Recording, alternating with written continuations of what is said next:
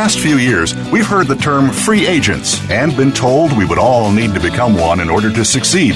The recent economic structures have helped to promote this concept as reality.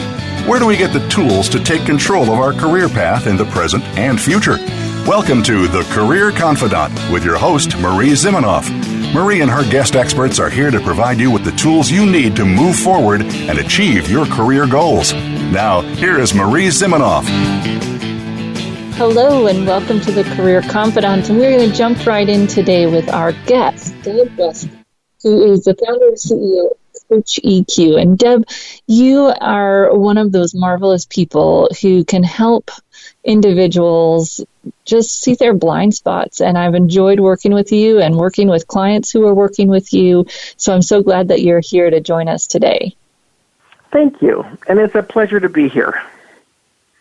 And when we talk about emotional intelligence, I think that there's so many misconceptions because people think about it as the same as, intellectual intelligence. And so let's start there. What are some of the misconceptions you hear people have about emotional intelligence, and what is it? Great. The misconceptions are pretty easy because anytime that you use the word emotion or even worse, feelings, it's scary for people because sometimes they think when I'm coaching them or when I'm training that this means I'm going to make them be feeling people all the time. And that's not what emotional intelligence is in any way, shape, or form. It is different from IQ. It is EQ. But it really is about sitting in self-awareness, which is knowing who you are and knowing what your feelings are. So sitting in self-awareness and also being aware of others. So that's a sense of empathy. That's about me getting outside of myself enough to see what's going on around me. Then it's about managing my emotions. So that's a fun one, which is, do I ever let my emotions get bigger than me? And if so, how do I learn to not do that and to express myself differently? And then it's about managing healthy relationships. So there's four parts to it that are all based in emotion, based in knowing what's going on inside me and based in what's going on inside others. But it is not about being in that feeling place all the time. That would be way too vulnerable. Right, and not really aware of others, because that would mean we're just aware of us or we're just aware of others. Right. That balance is really important. Exactly. That's the goal, right? Because if I'm only aware of myself, what's going on? I'm missing a lot of things outside of me, and we talk about, too big a self-focus. That gets in the way of me knowing what's going on with you. And in life, I need to know what's going on with you because I care about you. So it's both. It's all of it in balance. Yes. Good. That's a really good point. And, it's interesting because we hear a lot right now about narcissistic behavior and people who are empaths. And that can tend to play into these misconceptions as well. Sure. Well, if you, I wasn't going to use the word narcissist, but seeing as you brought it up, it's great. When somebody is too self-focused, the extreme of that is narcissism. And narcissism really is me only looking at the world in terms of how it affects me. And it doesn't allow another human being to get into the picture to impact the story or change the outcome. So narcissism is an extreme of that. But that's not what we're looking for. That's a dysfunctional level of self-awareness. And then, let's see, I do an emotional intelligence assessment, and the highest score you can get on some of the competencies is 15. Empathy is one of those competencies. When somebody scores a 15 in empathy, which originally when I first started doing the assessment made me go, yeah, sweet. This person has a lot of empathy. But what's really true about that is that they possibly have too much empathy. So they connect too much to the people that are outside of them with their feelings and with their thoughts. And what happens then, if I connect too much outside of me, is that I lose my sense of self. So, the words you used are the extremes of both sides, right? Narcissism and being an empath. We don't want either of those. We want a beautiful place in the middle where I'm aware of me in the moment and I'm also aware of you. which is really the healthiest and best way I could be with someone. And you said something earlier, because you went through the 4 areas, right? Know ourselves, be able to know or sense others, manage ourselves, and you said to not have our emotions be bigger than us. What did you mean by that? If I had a visible way to be visible, I would show it to you. But basically, in an adult place, right? If I'm a grown-up, if I'm an adult place, and I'm in charge of what I'm feeling, then I'm going to be able to express that feeling in a simple way that works. So I am going to be able to say to someone, I am frustrated, or I am angry, or even I am happy and I am sad.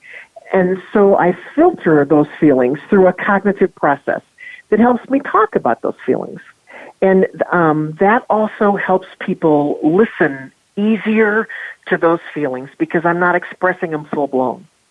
But if I'm not in charge of my feelings, if my feelings get bigger than me, then those feelings are what everyone sees. And for everybody listening, it's really easy. We all know people. We talk about they get out of control, right? That they're really angry, that they're really sad, that those feelings are way too big. That's damaging. That's damaging to me as a human being, but that's also damaging to the relationships that I'm in because it can be overwhelming. I mean, I represent that fact, Marie. I have a way of getting, letting my feelings, I'm a very passionate human being, and I'm aware of my feelings a lot. But there are times when there are triggers that we all have, and those triggers are going to make those feelings get bigger just by the trigger. So one of my triggers is injustice, right? I'm a social worker in my heart, and I am a advocate for people that need to have advocacy. So injustice doesn't work well for me, and that can make my anger get really, really big. And if I'm not really aware of it, and if I'm not on top of that, it'll get bigger than me, and then I will do damage to myself and to the relationships around me. Also, I may not like injustice, but if my anger is too big, nobody's going to listen to me anyway. Mm. So and that's where the emotional intelligence comes into our careers, right? Is that these are skills that we can learn to master, and if we don't, it makes it hard for us to be effective, which goes to that point you're just saying, that if our emotions are bigger than us, no one's listening. Right. That's very, very right. And the damage is, it's pretty clear also. So, I put my 2 hands out in front of me and I say, this is me. And then I put my hands inside, smaller inside there, and I say, this is my feelings. So I'm in charge of those feelings. And if I'm in charge of those feelings, somebody can hear me when I say, I'm really frustrated today about this. But if those feelings are outside of my adult hands, then I'm doing damage to the relationship, and no one for sure is listening. And we all know people like that. I mean, the statistic is really clear. It used to be 87, I think. 78% of people leave their jobs because of a manager that they cannot build relationship with. And most of that time, it's because a manager has feelings that are too big and out of control. Yes, so I've seen that. I've seen that. So what can our listeners do to better manage themselves and better relate to others? What are some of the most frequent things you work with people on? Okay, so self-awareness, it all starts there, right? And you know this, but the foundational piece of being emotionally intelligent is my self-awareness. So I work a lot with people. I have handouts and I have forms, but the bottom line is I'm just really asking them to check in. So in one of the handouts I use, it says you check in when you wake up. You check in when you're in the kitchen and you're making your coffee and your kids are trying to get their act together to go to school. You check in, and by checking in, I mean you really go inside and say, what is going on with me right now? What am I feeling? So then I have them check in on their way to work, several times at work, and then on their way home. And the fun part of it, I use the word fun because it's fun for me, but the enlightening part of it is you actually get to know what's going on inside you during those times of the day. And most of the time, we do autopilot. We don't go in, we don't check. We just do our day, we get things done, we talk to people, but we don't go inside and really look at things. So the one I think that gives us a lot of the most information is, what does it feel like when I'm going to work? So when I'm going to work, am I anxious? Am I upset? Am I frustrated? What are those feelings that I'm taking into the beginning of the day that if I don't know they're there might just get me in a little bit of trouble because I'll be acting on them without knowing them. Does that make sense? Right, and you may just be one of my employees. She'd say, I'm just crispy today. And that was, you just wake up and there's not really any reason. You're just kind of off. And if you don't check with that and you don't do it, then you're going to react from that place. Very good. Very good. So she knew something was off, right? It was crispy. But she didn't go in and really say, what is this about? What is going on here? So, well, and I think she might have, but she knew better than to share it all at work, right? So she'd just kind of say, I'm just having a crispy day. So, sorry I was short there or whatever, she'd be saying that. And she didn't go into all the details. She knew that she could if she needed to with me, but that she just needed to let me know that she was having an off day and I could give her a little bit more space, and that's kept our relationship, right? Versus me doing something that then she's going to blow up at.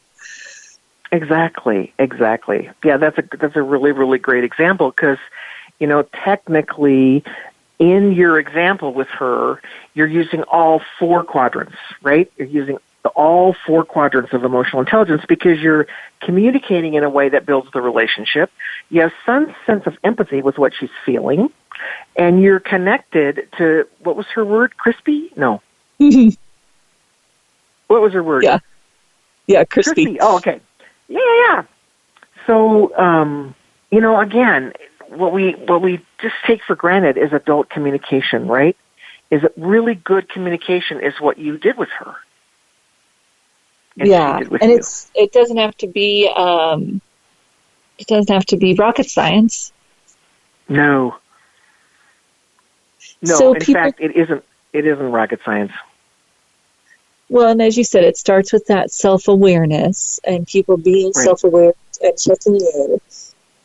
What other steps can people take that are concrete here to have better emotional intelligence? Okay, so the other one when we talk about managing our feelings, right? What I have people look at is, what are your triggers? Because if you can be in awareness of what trips you, right? What is a person on your team at work always coming in late? Is that a trigger? Is you doing the majority of the work on a team when other people are not? Is that know what makes you feel frustrated or angry or upset? Because if you know it, then you can deal with it. So I have a whole form where it really goes, look at your trigger, look at what your belief is inside, look at what you say, and then on another line, let's turn this around. Let's say you're aware of this trigger. How would you do it differently? Yeah, and this is a great one to practice with family. Yeah. Right? If you're going to a family event and you think, every time I go to this family event, I get in a fight with so-and-so. Think about why does it happen? Trigger, and how can I handle it differently? Yeah, that's beautiful. I have a brother who I love dearly who is just intent on being all-knowing. and he's also intent on being right. So if you put those two things together, I want to punch him, right? I want to punch him. And instead of me doing that, I sit down and have a conversation about how it feels to me when he talks like that. And we just had 2 weeks in the summer we were together, and he actually listened. He actually went, whoa, Deb, so that's how you feel. So because I wasn't saying you're an idiot and you need to stop talking like that, right? Instead I said, wow, this doesn't feel good to me. It feels scary or it feels frustrating when you use the words that you use. Can we talk about that? And I happen to have a brother who said, yeah, we can talk about that. Now, you'll love this, though, Marie. The first thing he said was, yeah, we can talk about that, but I'm right. So it took us a while to just get to him being able to say, oh, my goodness, yes, of course I talk like that. So here's just a little aside. There are 5 of us, and my dad was a minister, a very charismatic minister, and a traditional minister does tend to know what's right and wrong, right? That's how they preach. So we all sort of got a piece of that in our family. We're not ministers, but we definitely got a piece of we're right. And that has gotten me in so much trouble I cannot even tell you. So that's one of my triggers. It's great. So you can. Well, and we see that a lot of places because people are connected to the fact that if they're right, they're more valuable. And exactly, that can be a hard thing to work through, is that you don't have to be right to be valuable. Exactly. And you learned that somewhere, right? You learned that that's connected. And some with age and experience, you just get to chuckle a little bit and go, oh my God, are you kidding me? Why is my right any better than your right? Because my story is going to be different from yours. So part of that is just taking a deep breath, which I say all the time in my trainings. It's just the first thing you've got to do is pause. You've just got to pause because your knee-jerk reaction is probably not going to be good. Yeah, because most of our programming is not, which is interesting, right? Most of us are not programmed to interact well with others from our knee-jerk reactions. Isn't that amazing? It is. No, we're not. We are not. We are not taught to interact with others hardly at all, right, in a healthy way. We have to learn that. Listening is really go ahead. Basic. Go ahead. Oh, no, our basic desire is to self-preserve, and that's not always the best relationship place. Yeah, exactly. Yeah, that's a really good point as well. If I'm protecting myself, right, which is preservation, if that's what I'm doing, I'm not going to be ready and available to a good adult, healthy relationship. Yeah, I'm just not going to be. And, I never had a class in healthy relationships. I don't know if you did, but I went all the way through to my master's degree and still never had a class on, what is a healthy relationship? Yeah. So we have to learn it as we go. That's what I love about the assessment that you use and the work that you do with people is that it's very nuanced. I mean, you've got these 4 main categories, but there's a lot of different skills that go inside of them. Yes, very, very true. I picked this assessment, which is the Institute for Social and Emotional Intelligence. It's their assessment. I picked it because of its complexity. 26 competencies inside those 4 emotional intelligence characteristics, so that there could be more nuance. So that there are all kinds of ways to look at what is building a healthy relationship. How good are your communication skills? Do you build bonds? Do you trust people and do people trust you? Those are all part of self-awareness and relationship building with emotional intelligence. Yeah, I like it. Yeah, well, and as you were saying earlier, the empathy and helping people understand when they have really low empathy that's something they can work on and it's a skill they can build. And then if they have really high empathy, how are they using that skill and maybe how is it getting in their way at times? Yes. And I mean, I believe this. People say, yeah, right, that people can learn how to be empathetic. Yeah, you can.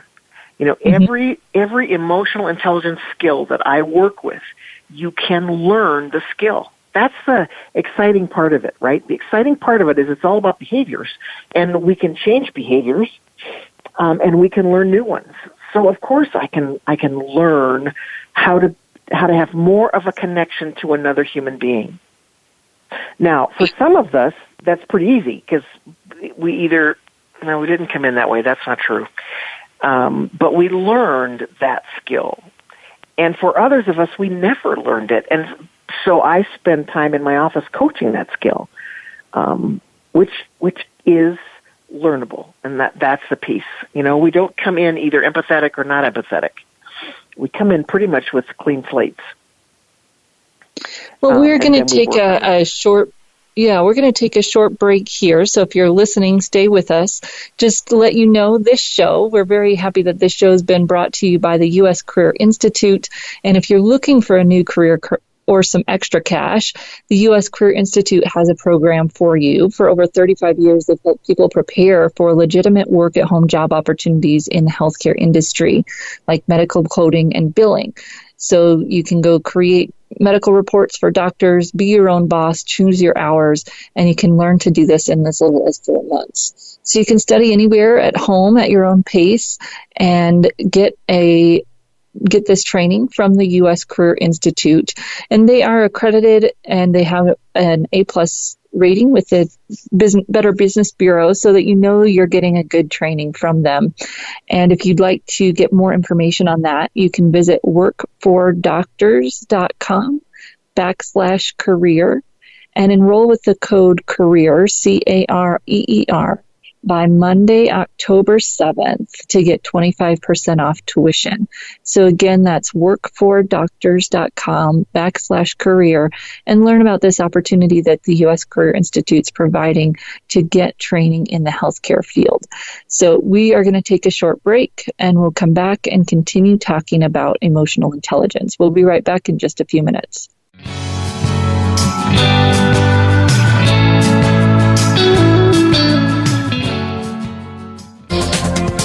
The business community's first choice in Internet Talk Radio. Voice America Business Network. You know that the career landscape has changed and that you need to be proactive about managing your career. You can have the foresight, skills, and confidence you need to take charge of your career and seize opportunities. A strategic advantage and career expert, Marie Zimenoff has helped thousands of leaders like you get focused, get found, and get hired. Visit getcareersmart.com to find out more. That's getcareersmart.com or call 800-521-2080 to schedule your complimentary consultation. Today we live in a truly global environment. Business can more easily be conducted now in almost any part of the world. How do you, as a business owner or professional, navigate the ever-changing business landscape? Tune in to Leadership Beyond Borders with host Kimberly J. Lewis. With a worldwide resource of guests, you'll find out what opportunities and challenges surround diverse and virtual organizations. Listen live every Tuesday at 3 p.m. U.S. Pacific Time on the Voice America Business Channel. Have you become a member yet? Sign up now to become a member of Voice America. It's always free and easy. Plus, you get to take advantage of some great member benefits. Get unlimited access to millions of hours of on-demand content across all of our channels. Keep track of your favorite episodes, shows, and hosts in your own customizable library. Find out what shows you might be interested in based on your favorites. Plus, you get insider access with our newsletter. Membership gives you more. Sign up at voiceamerica.com and click Register at the top right. Think you've seen everything there is to see in online television? Let us surprise you. Visit voiceamerica.tv today for sports, health, business, and more on demand 24/7. Voice America Business Network. The bottom line in business.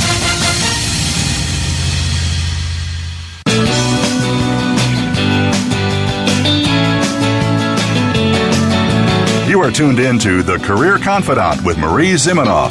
If you have a question or comment for Marie or her guest today, please call 1-866-472-5790. That's 1-866-472-5790. You may also send an email to marie@astrategicadvantage.com. Now, back to The Career Confidant.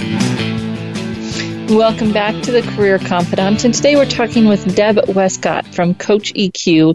And Deb, you work with people of all levels within organizations working on their emotional intelligence. And then you're also training coaches.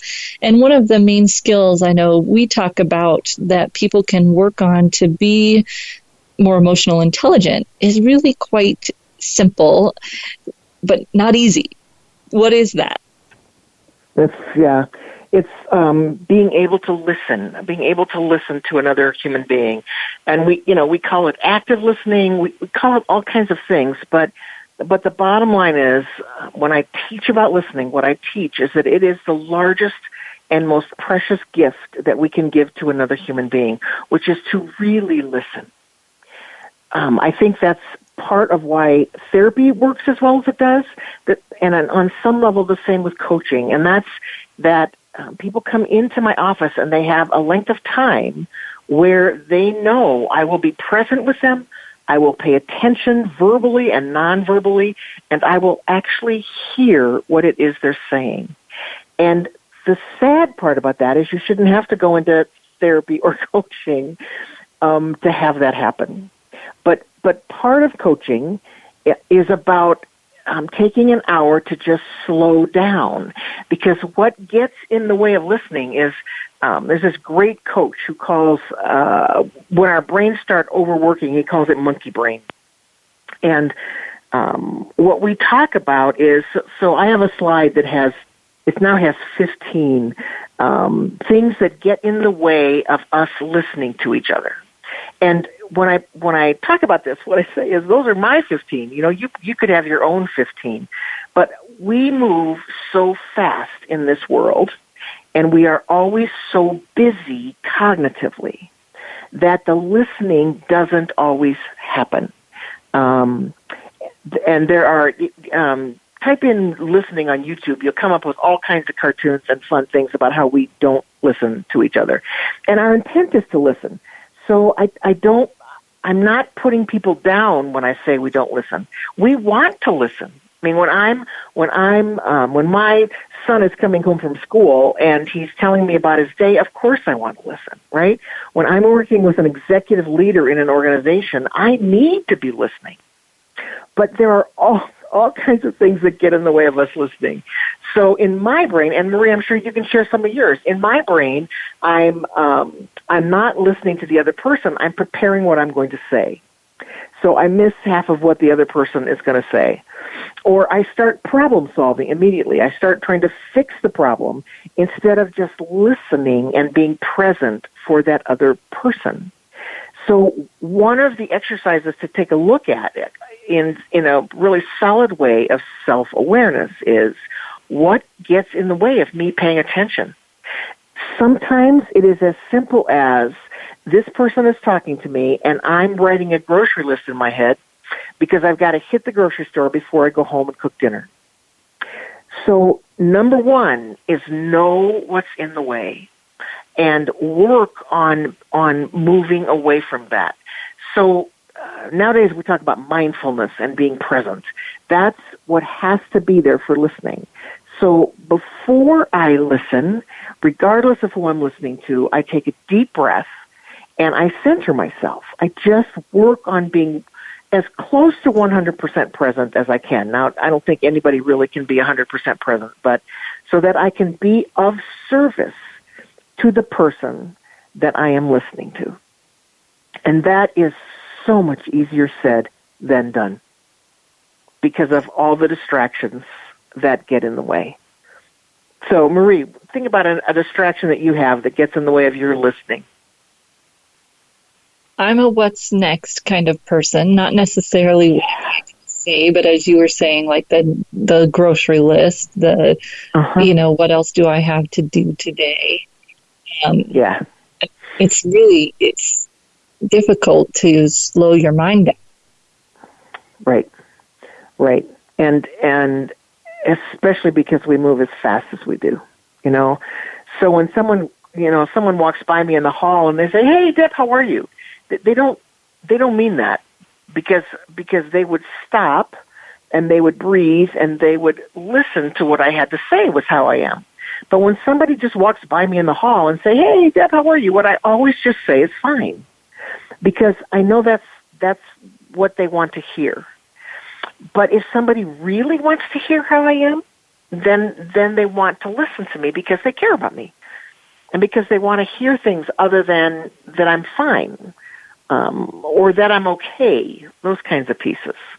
So the other thing is to find people in your lives, around you, at work and at home, that will learn how to listen well. Because,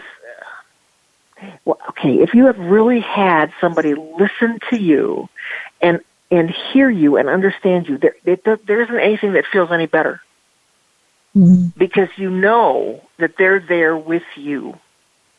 So, I talk about my trifecta. I talk about really active listening skills, asking powerful questions, and sitting in empathy.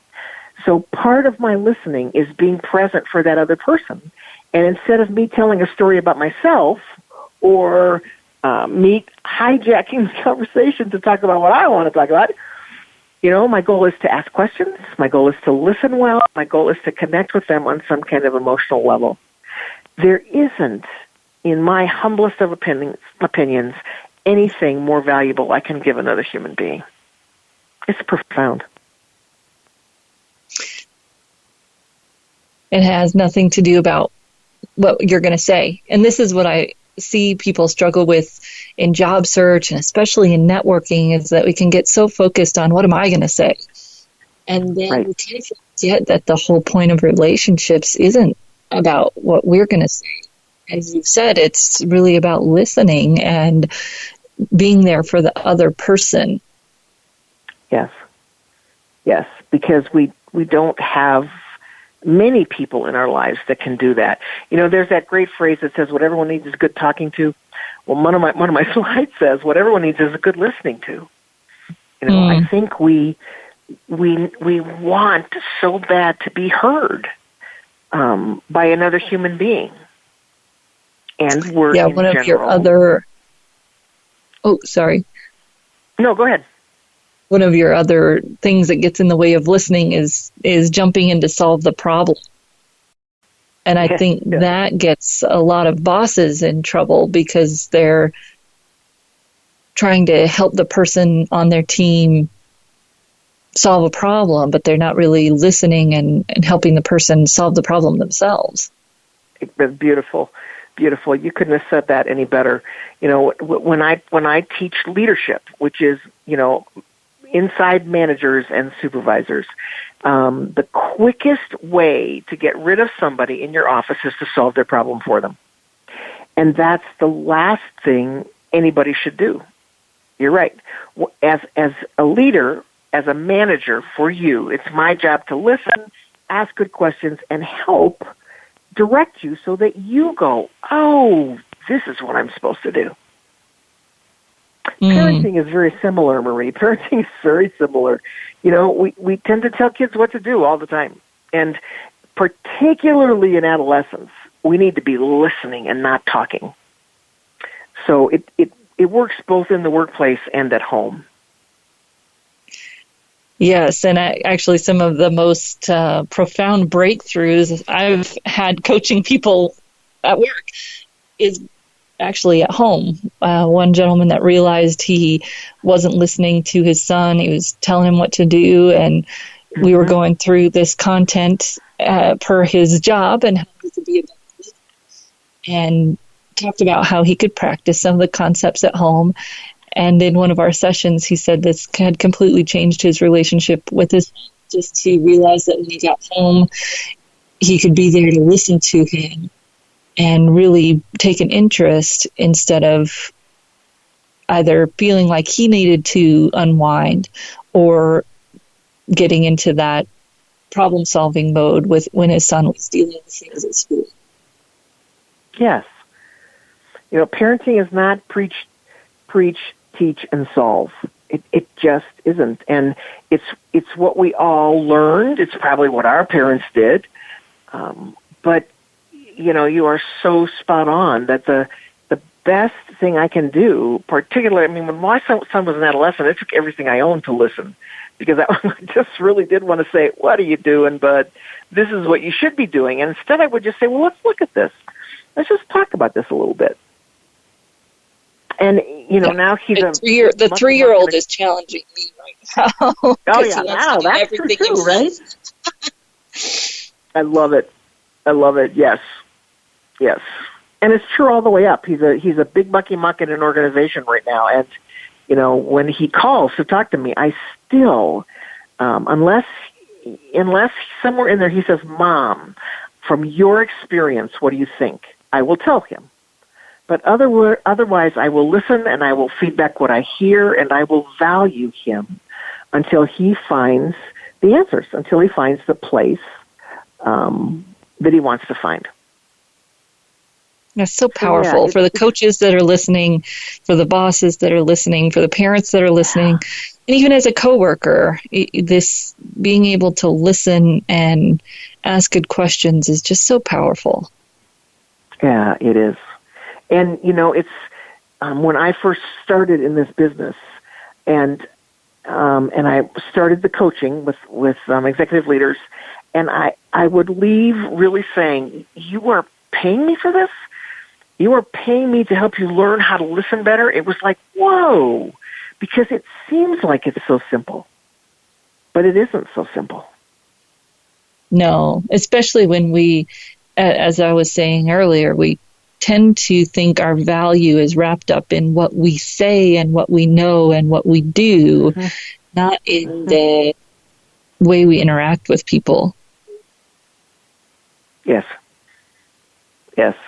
Well, Deb, you have just been a delight. I would like you to share with people where they can learn about you, get connected to you, learn more about what you do.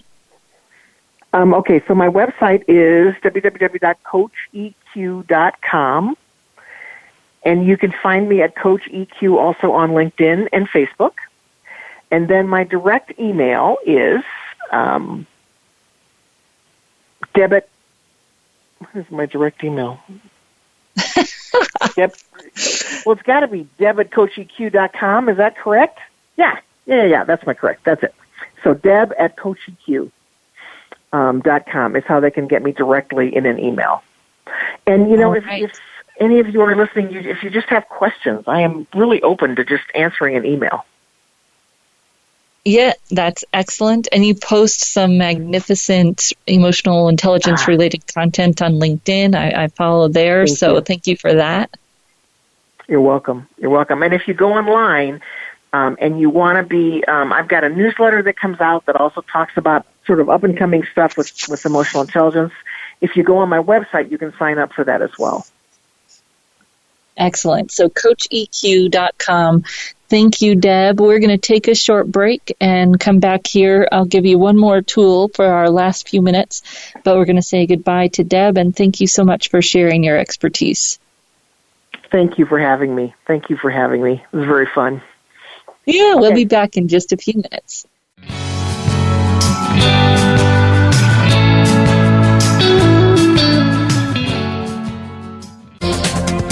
The business community's first choice in Internet Talk Radio.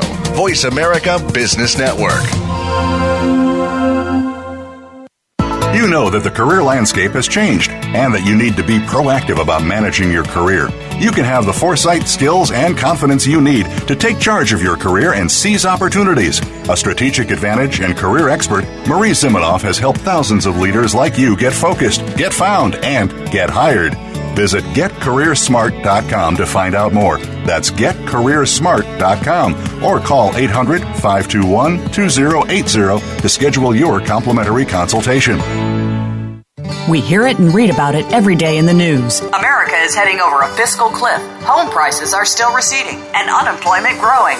How can you preserve and increase your wealth in this kind of economy? Tune in to Turning Hard Times into Good Times with host Jay Taylor. Jay will explain the decline of our monetary system and the economy and will give you winning investment ideas and the tools to protect and increase your wealth. Turning Hard Times into Good Times with Jay Taylor can be heard Tuesdays at 3 p.m. Eastern Time, 12 noon Pacific Time on the Voice America Business Channel.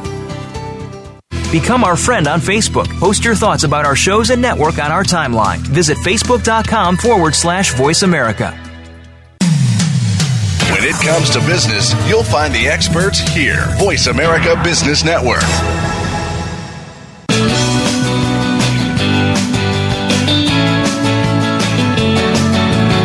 tuned in to The Career Confidant with Marie Zimenoff.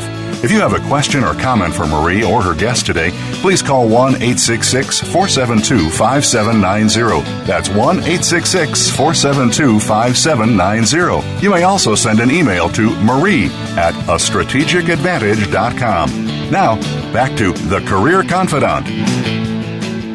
Welcome back to the Career Confidant, and today we're talking with Deb Westcott of Coach EQ, and Deb and I were talking about the power of listening, and as a coach, as a leader, even as a colleague, this can be so powerful to building relationships with other people when they feel like you're really there and you're there to listen.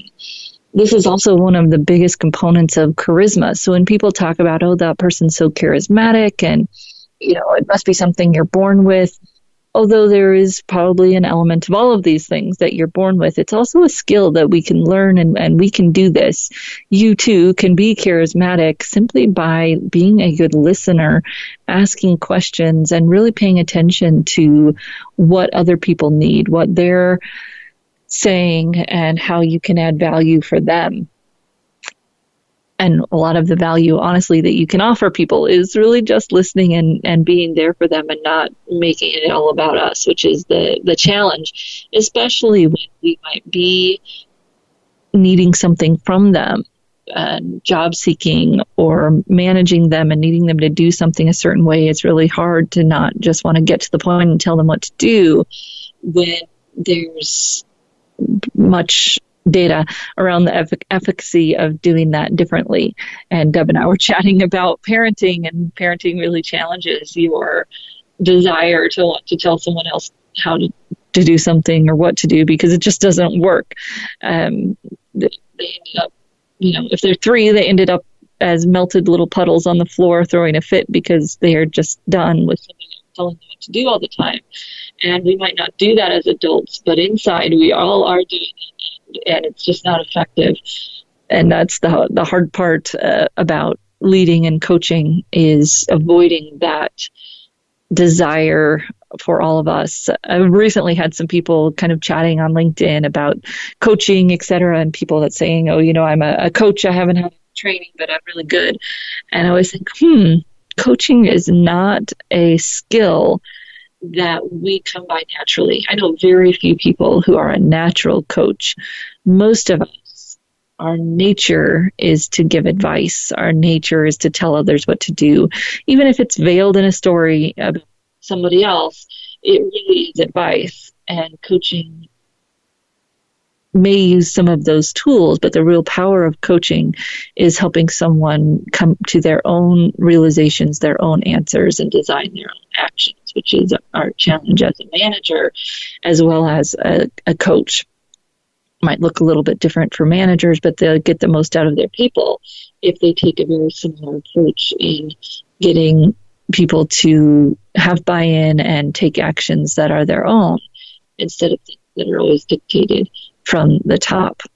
One of the other tools that Deb and I talk about when we talk about emotional intelligence, and a couple of years ago now, all of these ideas are not new, so something that we teach over and over again, is really about our transactional, it's called transactional analysis, and it's about where are we coming from when we interact with others.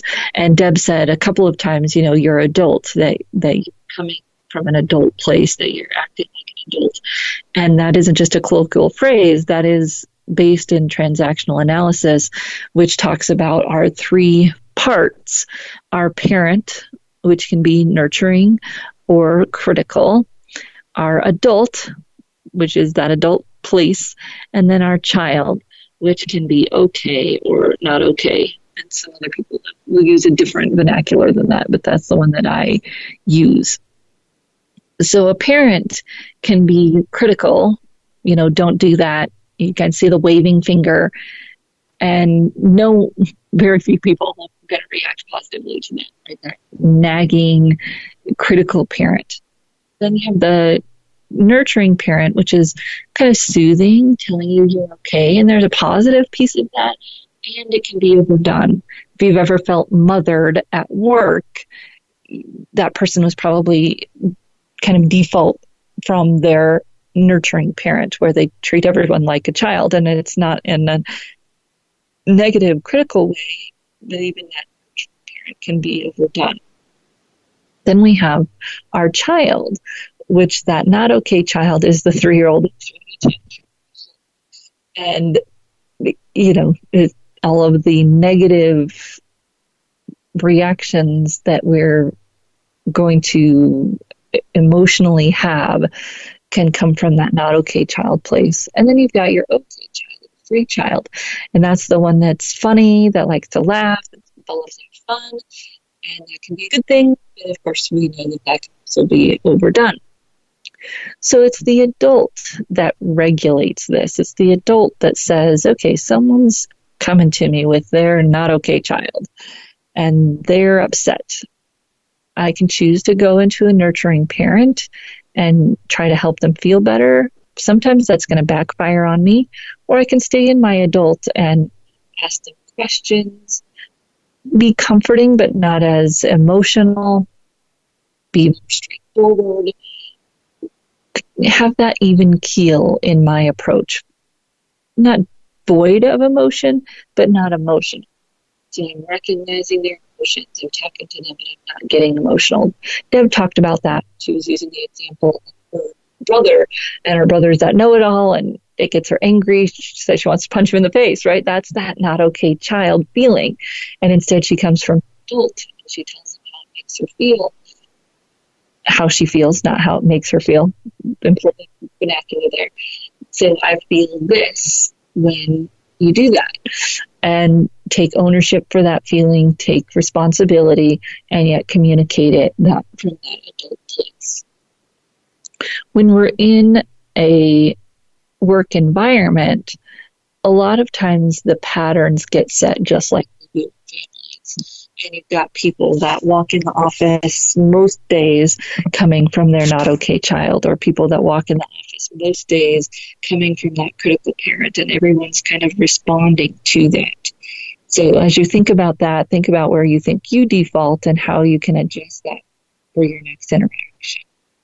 We're going to be back here again next week on the Career Confidant, and we'll have a new guest for you and new material, so we hope that you'll join us. And if you have any ideas or thoughts or questions, you're always welcome to share those with me at Marie, M-A-R-I-E, at careerthoughtleaders.com.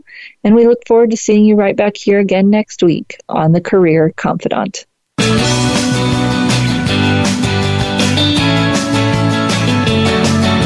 Thank you for listening to The Career Confidant. Marie Zimenoff will return again with another terrific guest next Monday at 6 p.m. Eastern Time, 3 p.m. Pacific on the Voice America Business Channel. Be sure to join us then.